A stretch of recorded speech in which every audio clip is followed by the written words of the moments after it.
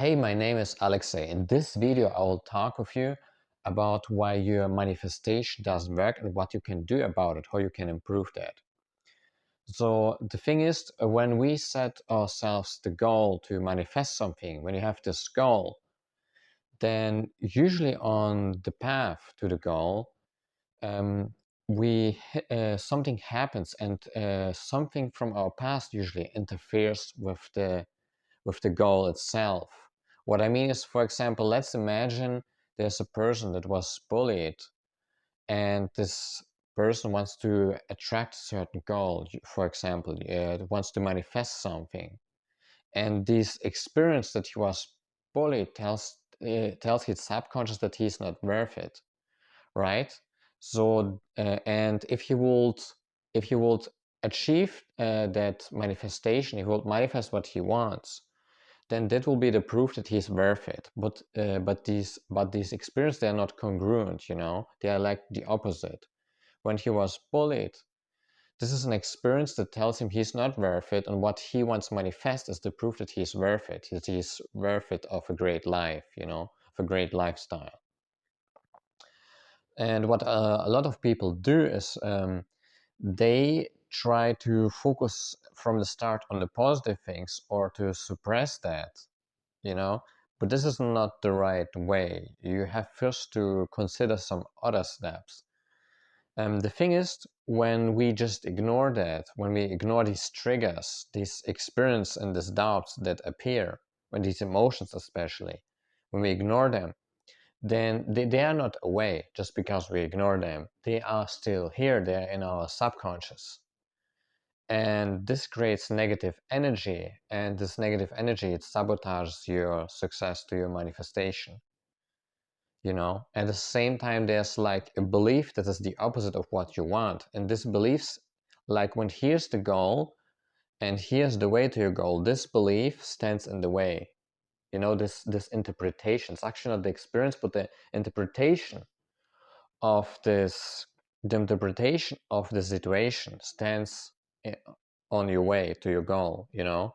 So you have first to detach yourself from that. So how can you do that? So the first thing is actually just to increase your awareness. It's just important that you increase your awareness, that you become more aware of your body and your emotions, especially in your thoughts and your inner images. And you can just do that by asking yourself over the day, how do I feel right now? What do I think? You know, or you just put down the focus on the inner images that you have. So how do you feel? You know, what do you feel right now? And what do you think? And just observe that. Just observe that. If you do, of course, something like meditation, that helps as well. You can actually meditate on these questions. Just observe how you feel and then focus more on your body and what kind of emotions you have there. This is all. This is necessary for the start to increase your awareness. And with time, you will notice more of these certain triggers or things that appear when you try to go on this journey to get what you want, to manifest what you want. And this is not bad. This is actually a good sign, because you are no more aware of that. It was even before you were aware of that, it was already there. It wasn't in your subconscious. Now the difference is now just that you see that, you know, you can see that, what you can see what is there. So this is actually an advantage, that you see what is there. And before that, it was more of a disadvantage. So it's not a bad sign if you start to see more triggers. It's actually a good sign.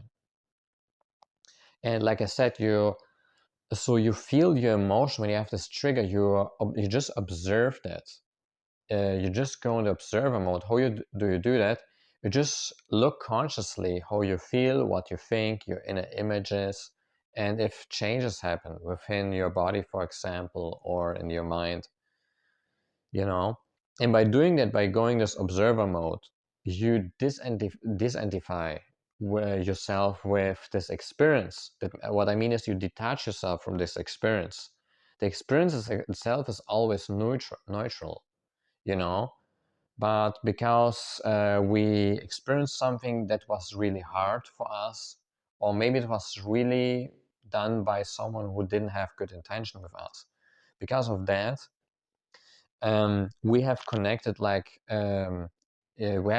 connected like negative emotions, or how to say it, emotions of lower frequency, and we have connected to that negative interpretation. So it's actually not about the experience; it's actually about the interpretation and that what we have connected to that experience.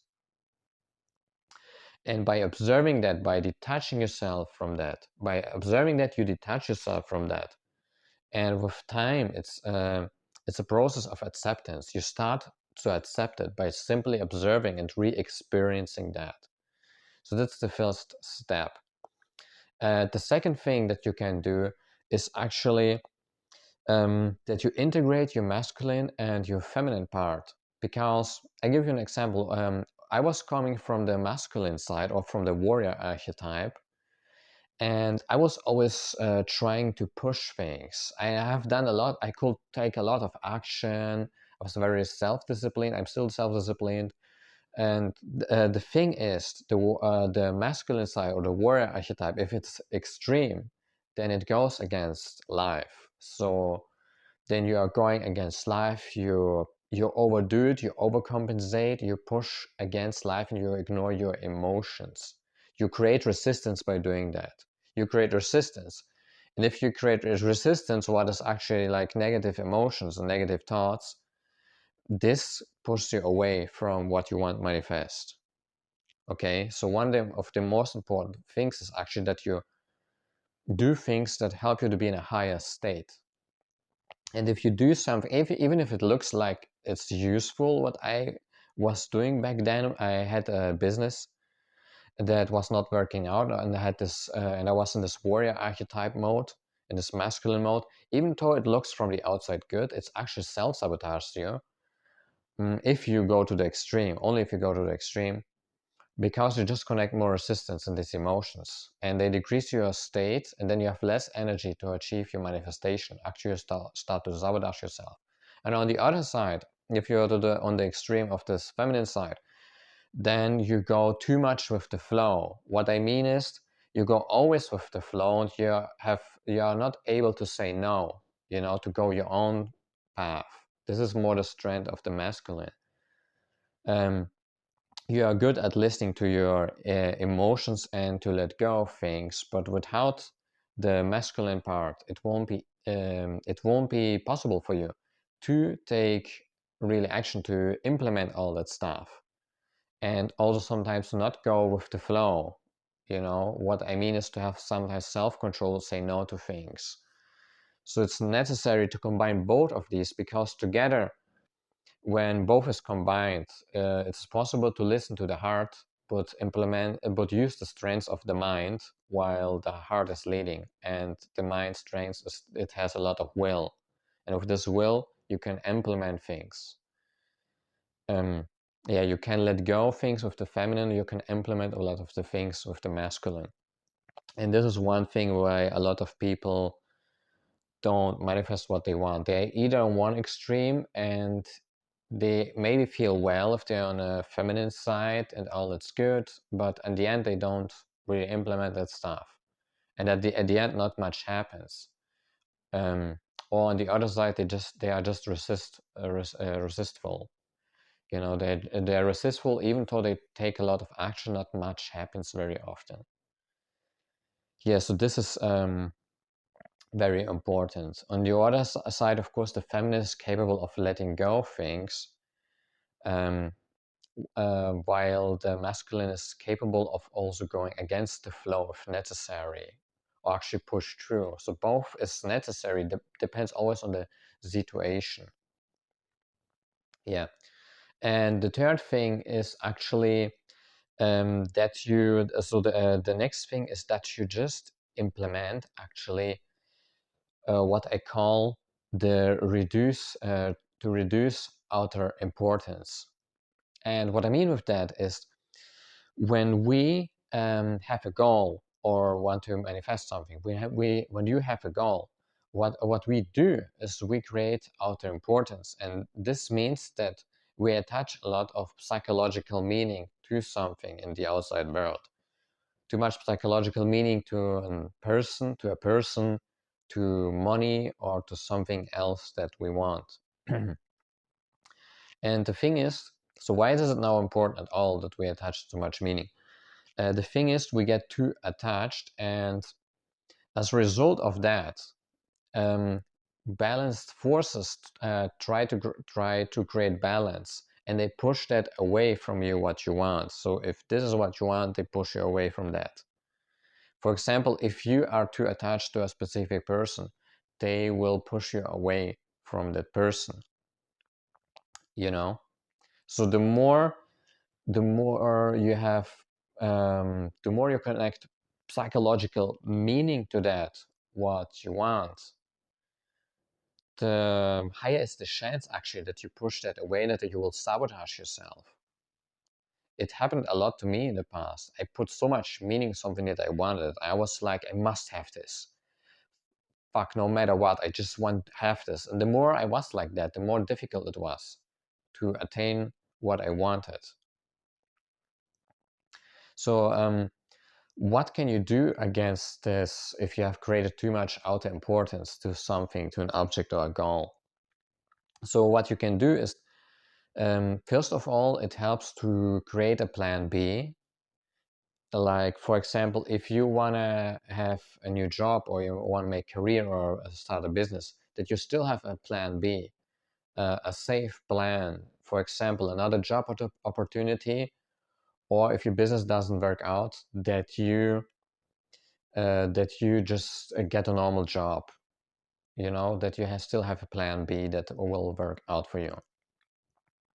And the other thing that helps you is, first of all, to be conscious, to become conscious of this outer importance, of this attachment that you want to have this thing, this object, or that you need exactly this person. And this is why it's not good to focus on just exactly that one person, because we usually get too attached to that thing. That's also one reason why people who believe in soulmates, very often they get so attached or fixated on one person, and then it doesn't work out, and the frustration is even bigger afterwards. And now I wanted to say, so it's just necessary to become conscious, like I started already in tip 1, to just start to become conscious of this attachment. Just observe it, what you think, and what you feel, just observe it. Already that reduces it. This is a long-term strategy. A plan B is more a short-term strategy. And what you can do else is simply that you just imagine the worst case scenario. So what will be if you will fail? What will be if you want something, like if you want to create this business and now you fail, this opportunity? So what will be the worst case scenario? What if nothing works out? And you imagine this worst case scenario, and you simply experience that. You just accept it. You experience this. You accept the possibility of failing, that you could fail. That it could be that you don't get what you want. And by doing that, you relieve yourself from basically this burden of too much other performance. And another thing that you can do is simply that you connect your heart with your mind. And basically, nearly everything is actually what I say in these tips. They're all connected together. And the key to all of them is getting first awareness and increase your observation about everything. Also your patterns. If you go more of the extreme to the masculine or to the feminine, and if you go, for example, by the way, if you go too much to the masculine, that you let go of your resistance towards that. Just observe how you talk about such people, how you perceive such people, how you talk about yourself. And if you notice you have resistance towards such people, or something inside of yourself that is like that, then simply also just observe that. Go into observer mode, experience that. Let go of your resistance towards that. And it counts the same for the feminine. you know. And also to visualize who you want to be can help you to integrate that, to create a new identity. But I won't talk about this in this video because otherwise it'll be too long. And I will link this video about identity shifting here, because this is how you can become a new person, how to integrate something, become a new version of yourself, basically. And what else I want to say is it's important to also have heart-mind coherence. If you have heart-mind coherence, then yeah, it's life becomes just more simple. You follow really your intuition instead of resisting life. If you follow more of your heart, if you do more what the heart says, first of all, the intuition knows what you really want. If you try to get other dreams that are not from you, from your true self, it will be really hard. Most of the time, it won't even work out. That's how it was for me. And the other thing is, even if it works out, you are usually never happy. So it's important to listen to your heart, and then you will have also higher energy to fulfill your mission. That's my experience, because it comes from within yourself. It's your own motivation. You will have more energy because your own path, it's aligned with you. It's aligned with who you are. That doesn't mean it won't be difficult. It just means you will have more inner resources because it's really what you want. So, and the thing is, so there was a study done, and the study goes like that. People they researched and noticed that when we are in a higher positive state, then the mind and the heart are more aligned. They get automatically aligned. So one thing, of course, it's really, again, it comes to starting to think, uh, focus more on positive things, especially focus more on positive things, at the same time letting go of the past, letting go of things in the past. Okay. And by if we become more and more positive, the more we become positive, the more it happens automatically that the heart and mind will be congruent. And the other thing that you can do now is just feel into your body, basically. And the more you have this connection, the more you notice also, when you have this connection to your heart, and it feels like an excitement when the heart says to something yes. It feels like you feel like a little child. That's at least my perception. And you feel like a little child, and you feel excited, and just feels right. There's not that much rational reason. It just feels right at the start, and that's it.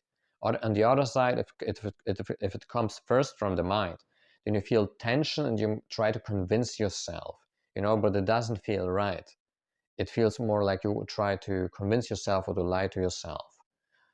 So I just wanted to say that you know the difference, and now you can practice all of that. So at the start, I think I said like integrate your feminine part and your masculine part. Then listen to your heart and mind. And you don't have to go on the right order with the tips. It's actually not that important about these tips. The most important thing is just that you start with increasing your awareness. And the other thing that I wanted to say is basically that when something interferes with your experience, it's important to become aware and let go of that. And the last thing is notice if you create outer importance and follow the steps that you can, for example, create a plan B, visualize your worst case scenario, accept it, or simply also this is a long-term solution, notice the attachment, become aware of that. I hope this video helped you, and comment below what was your experience, what helped you with manifestation, or maybe what was standing in your way or stands in your way to your manifestation. And yeah, see you next time. Bye bye.